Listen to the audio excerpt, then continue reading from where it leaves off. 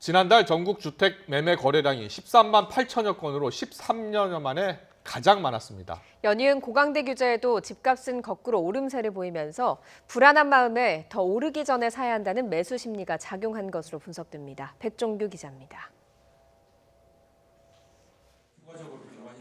집값을 잡겠다며 이번 정부 들어 부동산 시장에 22차례나 대책을 쏟아냈지만 부동산 시장에는 규제 따로, 집값 따로라는 일종의 내성이 생기는 부작용이 나타났습니다. 정책에 대한 신뢰마저 떨어졌고 결국 주택 거래량에도 이런 모습이 반영됐습니다.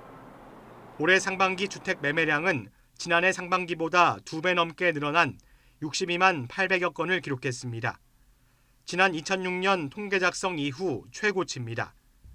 또 최근 5년 상반기 평균 거래량보다도 35% 이상 많았습니다. 특히 지난달 매매량이 눈에 띄게 증가했는데 전국은 물론 수도권, 서울까지 급증했습니다. 지난해 같은 기간과 비교해봤을 때 모두 2배 넘게 거래가 늘었고 한 달 전보다도 크게 증가했습니다. 지방에서는 세종시의 거래가 전년보다 6배 이상 급증했고 충북도 3배 넘게 뛰었습니다.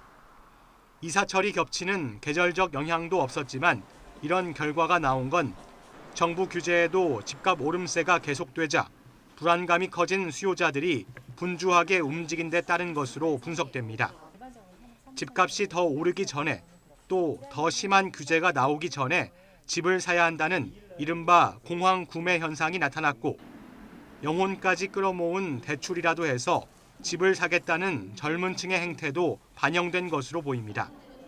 코로나 사태 발발 직후 급격히 안 좋아졌던 불안 심리가 다소 회복되고 유동성 확대의 효과가 퍼지면서 주택 투자 수요가 2분기로 가면서 점점 늘어난 것으로 볼 수 있습니다.